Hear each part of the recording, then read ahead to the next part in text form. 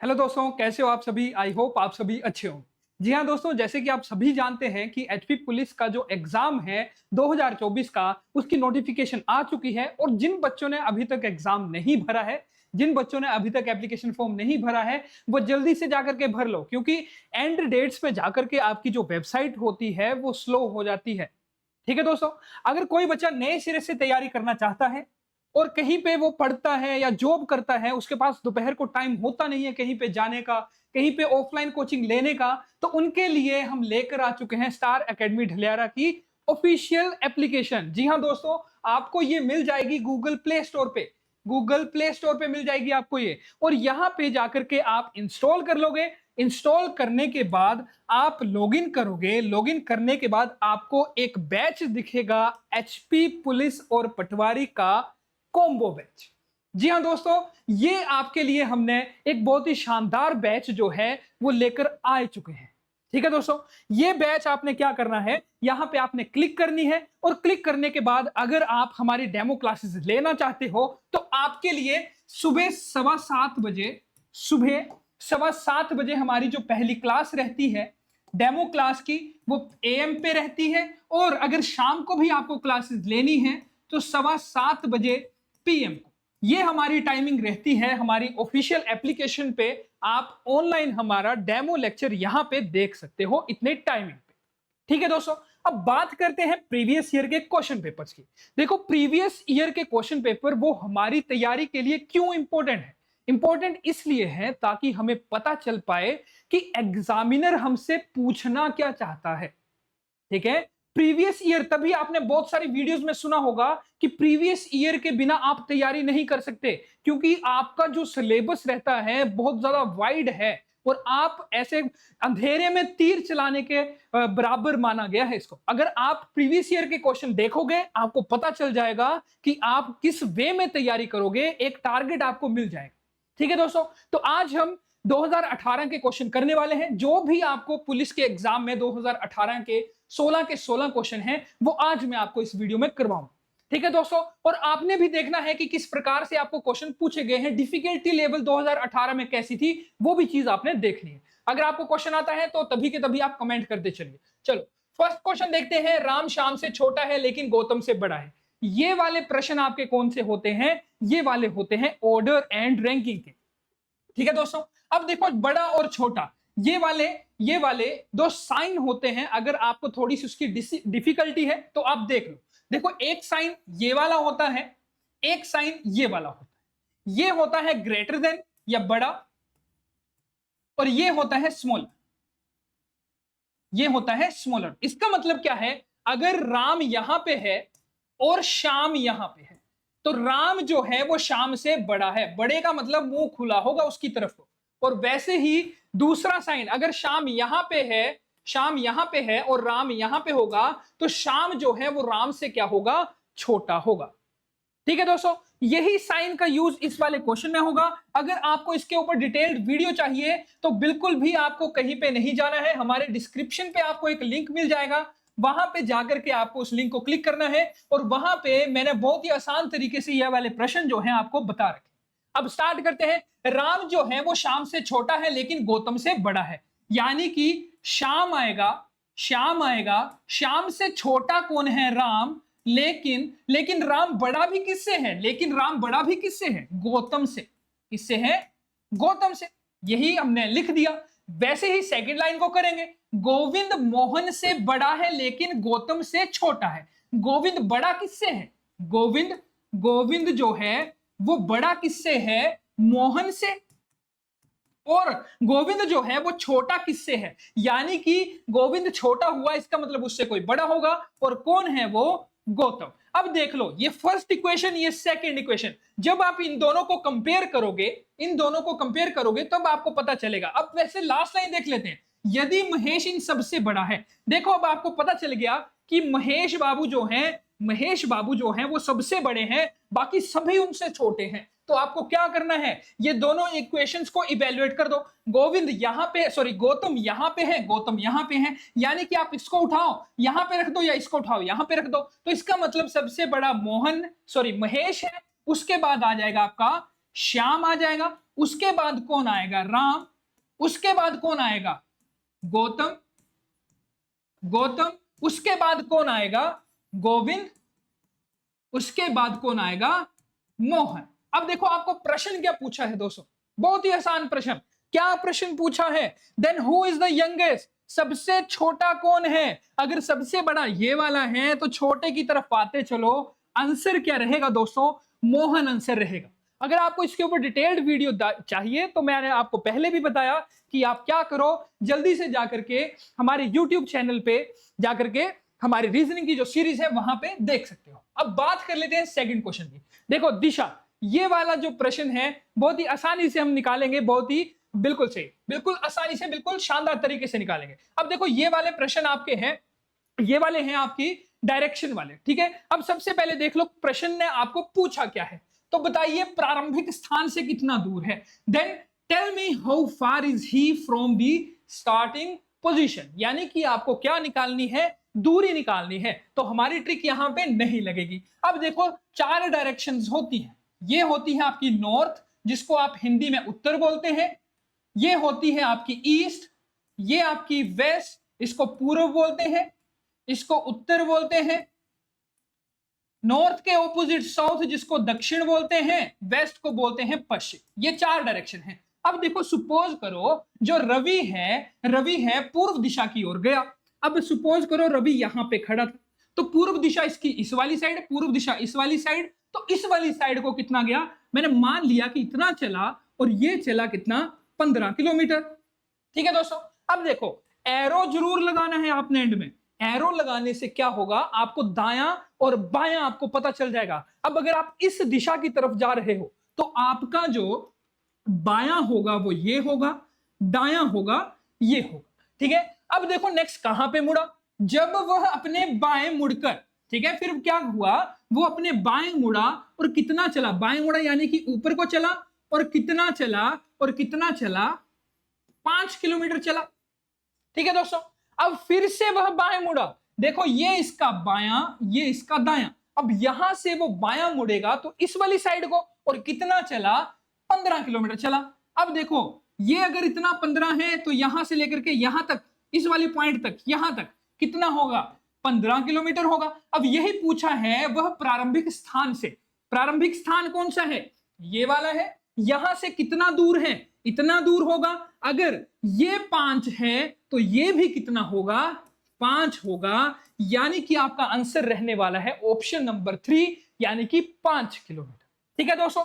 अगर आपको इससे रिलेटेड भी अगर आपको वीडियो चाहिए तो मैं आपको डिस्क्रिप्शन लिंक में बॉक्स में एक लिंक डाल दूंगा, वहां से आप वीडियो को चेक कर पाओ। ठीक है। नेक्स्ट है आपका एनालॉजी का। ठीक है, इसमें क्या पूछा है कि वायुमंडल, वायुयान, जिस प्रकार से वायुमंडल वायुयान से संबंधित है उसी प्रकार से समुद्र किससे संबंधित होगा। अब आपको पता है वायुमंडल में क्या चलेगा, वायुयान चलेगा, वैसे ही समुद्र के अंदर क्या चलेगी, पनडुब्बी चलेगी, यानी कि आपका आंसर क्या रहने वाला है, पनडुब्बी दोस्तों। ठीक है, यानी कि आपको एक चीज पता चल गई कि एनालॉजी चैप्टर भी आपके लिए इंपॉर्टेंट है, आपको 1 नंबर देकर जाएगा एनालॉजी। नेक्स्ट आ गई आपकी कोडिंग डिकोडिंग, कोडिंग डिकोडिंग, बिल्कुल सही।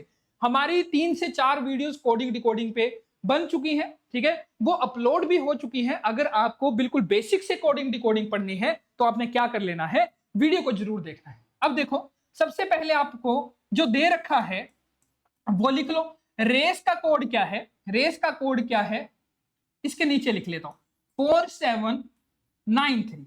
उसी तरह से फैक्ट का कोड भी दे रखा है, फैक्ट का कोड है 171795। ठीक है दोस्तों। उसी तरह से आपको फोर्स का भी दे रखा है FORC 164493। ठीक है दोस्तों। अब देखो आपको निकालना किस चीज का है, REACT। देखो इसमें कुछ नहीं करना होता है, आप सिर्फ ये देखो कि R का कोड यहां पे कितना है, 4 है, और कहीं पे R है, बिल्कुल नहीं, R का कोड 4। E का कोड देखो, E का कोड कितना है, 3 है, क्या यहाँ पे E है, यहाँ पे E है, E का कोड कितना है, 3, यानी कि क्या आएगा, 3। A का कोड देखो, A का कोड 7, यहाँ पे कितना है, 7, यानी कि आएगा 7। C का कोड देखो 9, C का कोड देखो 9, यानी कि इधर कितना आएगा, 9 और टी का कोड देखो कितना है 5, यानी कि आपको कुछ नहीं करना पड़ा, कोई पैटर्न नहीं लगाना पड़ा, सिर्फ आपको वर्ड्स जो हैं वो अरेंज करने पड़े। ठीक है दोस्तों, आपका आंसर रहेगा 4, 3, 7, 9 और 5। ये था हमारा चौथा प्रश्न। अब करते हैं हमारे 5th प्रश्न को दोस्तों। राहुल का स्थान अपनी कक्षा में ऊपर से 9वां है तथा नीचे से 38वां है। ठीक है दोस्तों, अब ये वाले आपके होते हैं सीटिंग अरेंजमेंट पे सीक्वेंस या सीरीज वाले। ठीक है, तो जब भी यहां पे मैं आपको तीनों फॉर्मूले, 2 फॉर्मूले होते हैं बेसिकली। अगर आपको देखो, इस पे भी मैंने वीडियो बना रखी है, वहां पे आप जाओगे, वहां पे बिल्कुल आपको बेसिक से स्टार्ट की हुई वीडियो मिलेगी। ठीक है दोस्तों, अब देखो सबसे पहले राहुल का स्थान अपनी कक्षा में ऊपर से, ठीक है, ये होता है ऊपर, ये है नीचे। ठीक है, अब ऊपर से कितनवां स्थान है राहुल का? यहां पे कोई राहुल बैठा है, बेंच है राहुल का, ऊपर से कितनवां स्थान है? 9th, और नीचे से कितना स्थान है? नीचे से कितना स्थान है? 38। ठीक है दोस्तों, बच्चे क्या गलती करते हैं? देखो क्वेश्चन में पूछा है कुल कितने हैं, तो वो क्या कर देंगे? 38 + 9 कर देंगे और आंसर कितना निकाल देंगे? बिल्कुल सही, 47। और यहीं पे आपका क्वेश्चन गलत हो जाएगा, यहीं पे आपका क्वेश्चन गलत हो जाएगा। इसके पीछे का कंसेप्ट बहुत ही ज्यादा सिंपल है। कंसेप्ट क्या है कि क्या करता है यहां पे राहुल जो है क्या कक्षा में ऊपर से 9वें और नीचे से 38वें, ठीक है, बैठा तो वो एक ही बेंच पे है, लेकिन सिर्फ बेंच की पोजीशन ऊपर से और नीचे से अलग अलग है।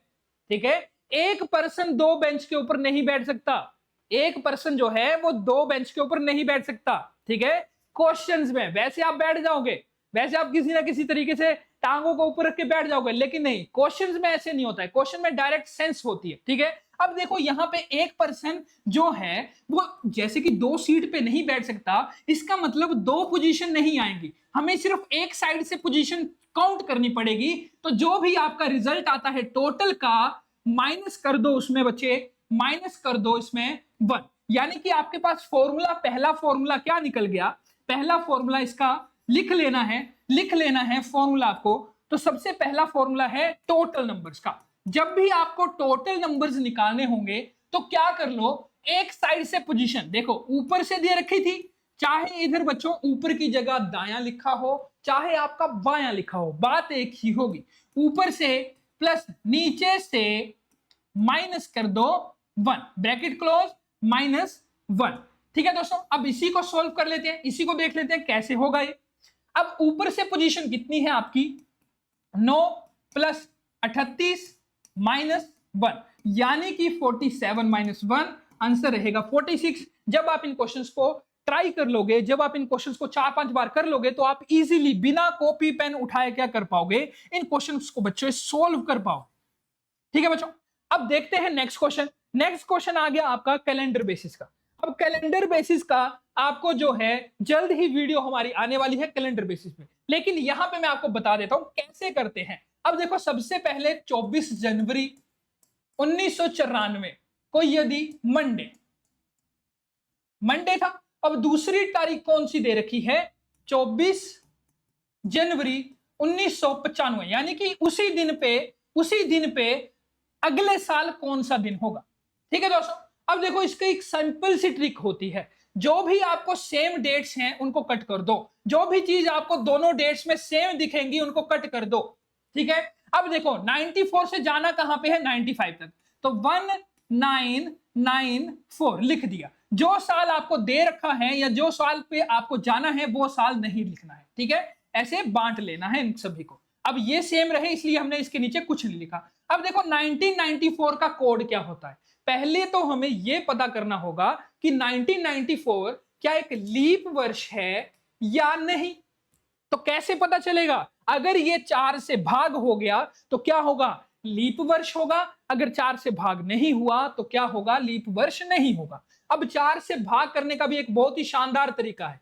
आखिरी के 2 डिजिट उठाओ, इनको भाग कर दो 4 से। अगर आखिरी के 2 डिजिट कंप्लीटली आपके क्या हो गए? डिवाइड हो गए, तो आप क्या कर पाओगे? इन सभी को डिवाइड कर पाओगे। अब 4 से जब आपने भाग किया ठीक है, तो आपने देख लिया 23 आया, एक रिमाइंडर बच गया, एक रिमाइंडर बच गया, यानी कि ये आपका लीप ईयर नहीं है। जो भी लीप ईयर नहीं होगा इसका मतलब क्या होगा, वो एक नॉर्मल ईयर होगा। और नॉर्मल ईयर में 365 दिन होते हैं। 365 दिनों को कैसे बांटते हैं, 52 वीक्स, वीक कंप्लीट हो गए, 1 डे जो है वो एक्स्ट्रा होता है, 1 डे एक्स्ट्रा होता है। अब देखो जो एक्स्ट्रा डेज होते हैं उनको बोलते हैं ऑड डेज। देखो पूरा कंसेप्ट आपको समझा दिया, एक्स्ट्रा डेज को बोलते हैं ऑड डेज। तो एक न्यू नॉर्मल ईयर में कितने ऑड डेज होंगे, एक ऑड डेज होगा, यानी कि यहां पे आपको लिखना है ऑड डेज।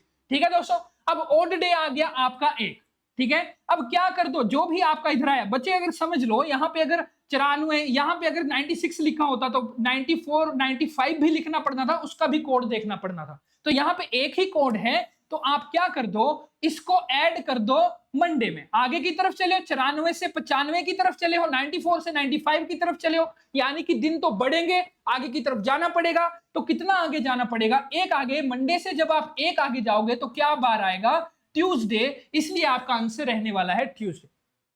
ठीक है दोस्तों, अब नेक्स्ट क्वेश्चन देखते हैं, यानी कि आपका कैलेंडर का भी एक प्रश्न पूछ रहा है। अब उसी तरह से दे रखा है, दिए गए शब्दों में से उस शब्द को चुनिए जो नीचे दिए गए अक्षरों से नहीं बनेगा, जो नहीं बनेगा, यानी कि इन चारों में से कोई एक ऐसा वर्ड होगा जो कि इसमें नहीं होगा।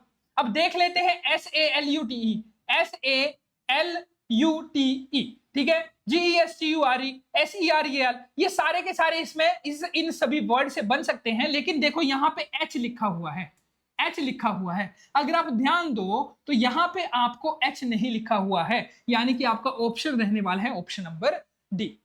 ठीक है दोस्तों, इसमें यह बोला था कि इस वाले वर्डों से कौन सा वर्ड नहीं बन सकता, तो ये वाला वर्ड नहीं बनेगा। उसी तरह से नेक्स्ट जो आपकी श्रेणी है 7, 10, 8, 11, 9, 12। अब देखो इसको दो तरीकों से कर सकते हो। एक तरीका, पहला उठाओ, दूसरा उठाओ, तीसरा उठाओ, फिर चौथा आएगा, ऐसे बनेगा। 10 के बाद 11 के बाद 12, यानी कि आपकी क्या हो रही है, 7 के बाद 8 आया, 8 के बाद क्या आएगा, 9, 9 के बाद एक अक्षर छोड़ के क्या आएगा, 10 आएगा। इसलिए आपका आंसर क्या हो जाएगा, 10 हो जाएगा।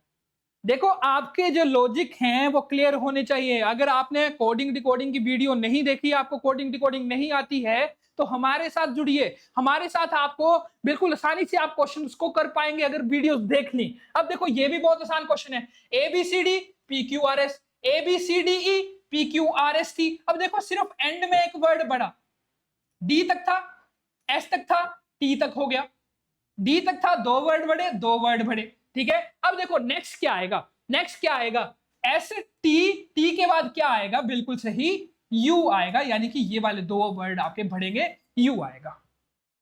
ठीक है दोस्तों, उसी तरह से बहुत ही आसान NSIK, इससे पूछा है कि कितने अंग्रेजी के शब्द आपके बनाए जा सकते हैं। अब देख लेते हैं कौन कौन से बनेंगे। देखो पहले आप देख लो, SKIN, स्किन बन रहा है पहला, और दूसरा बन रहा है SINK, सिंक, SINK, यानी कि आपके बनेंगे केवल कितने वर्ड, 2 वर्ड बनेंगे, और 2 वर्ड कौन से थे, स्किन और सिंक।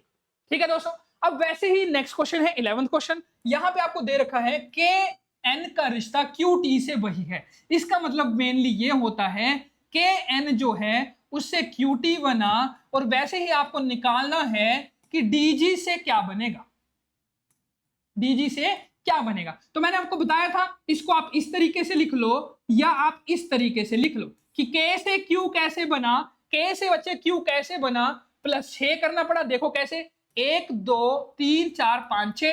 N से T कैसे बना, 1 2 3 4 5 6 +6, यानी कि DG पे भी आपको क्या करना पड़ेगा, +6 करना पड़ेगा, +6 करना पड़ेगा। D से +6 किया J, और वैसे ही आपका जब आप G से +6 करोगे तो क्या आ जाएगा, M आ जाएगा, यानी कि आपका आंसर रहने वाला है ऑप्शन नंबर 1। ठीक है दोस्तों, नेक्स्ट क्वेश्चन है आपका 12वां क्वेश्चन। 12वां क्वेश्चन में भी सेम उसी की तरह था, NERA, इससे कितने अंग्रेजी के शब्द बन सकते हैं। अब पहला वर्ड तो आ गया नियर, NEAR, और दूसरा वर्ड आ गया आपका EARN, अर्न आ गया, EARN, यानी कि इसमें भी आपके 2 वर्ड बनेंगे, नियर और अर्न। ठीक है दोस्तों, अगर कोई अलग से वर्ड बन रहा है तो प्लीज मेरे को एक बार बताना कमेंट बॉक्स पे, ठीक है। और भी वर्ड्स बन पाएंगे तो एक बार कमेंट बॉक्स पे मेरे को जरूर बताना, ठीक है दोस्तों। ये आपके लिए रहेगा होमवर्क, ये वाला रहेगा आपके लिए होमवर्क। ये वाला क्वेश्चन आप एक बार ट्राई जरूर करना, ठीक है। अगर नहीं निकलेगा तो मैं अगली वीडियो में इसको भी डिस्कस करूंगा। अब वैसे ही देखो, अपराध को रोकने वाला पुलिस, बाढ़ को रोकने वाला कौन होता है? बाढ़। बिल्कुल सही, कितना आसान था। 2018 में पुलिस का क्वेश्चन पेपर में आ रखा था। अब वैसे देखो, GUEST ये क्वेश्चन हम कर चुके हैं। ये क्वेश्चन हमने वीडियो में भी करा था अपनी वाले, सेम क्वेश्चन आया है, देख लो। अब देखो G से H कैसे बना, मैंने आपको बताया सबसे पहले का पहले के साथ देखना है। G से H तभी बनेगा जब +1 करोगे, U से V +1, E से F +1, S से T +1 करोगे, T से U +1 करोगे, यानी कि सभी में क्या हो रहा है? +1 हो रहा है। उसी तरह से दोस्तों नेक्स्ट का भी निकाल लो, N से +1, E से +1, सभी के साथ क्या होगा? +1 होगा, सभी के साथ +1 होगा। N से +1 O, E से +1 F, S से +1 T, T से +1 U, यानी कि आपका देखो कितना आसानी से क्वेश्चन आपने निकाल दिया, OFTU। बच्चे लास्ट क्वेश्चन है आपका वीडियो का, क्वेश्चन नंबर 16। अब क्या बोला है? 4 में से कौन 3 एक समान है? कौन सा समूह से बाहर है? Which 3 of the following are alike? ठीक है, कौन से समान है? अब देखो यहाँ पे तांबा है, चांदी है, सोना है, हीरा है। देखो हीरा नंबर 1, इन तीनों में से सबसे सॉलिड, और सॉलिड भी कौन सा? सॉलिड कार्बन, कार्बन का ही तो कंपाउंड है ये, सॉलिड कार्बन कंपाउंड, ठीक है दोस्तों। तो इसीलिए इसका आंसर रहेगा हीरा। तो दोस्तों ये था हमारा 2018 का प्रीवियस ईयर का पेपर। आपको हमने जो इंग्लिश के हैं, हिंदी के हैं और मैथ्स के हैं, साइंस के हैं, जीके के हैं, इन सभी की वीडियोस आपको रेगुलर मिलने वाली हैं। आपने बने रहना है हमारे साथ, ठीक है दोस्तों। अगर आपको वीडियो अच्छी लगी है तो वीडियो को लाइक जरूर कीजिए, वीडियो को शेयर जरूर कीजिए और हमारे चैनल को सब्सक्राइब करना ना भूलिए। धन्यवाद दोस्तों, जय हिंद, जय भारत।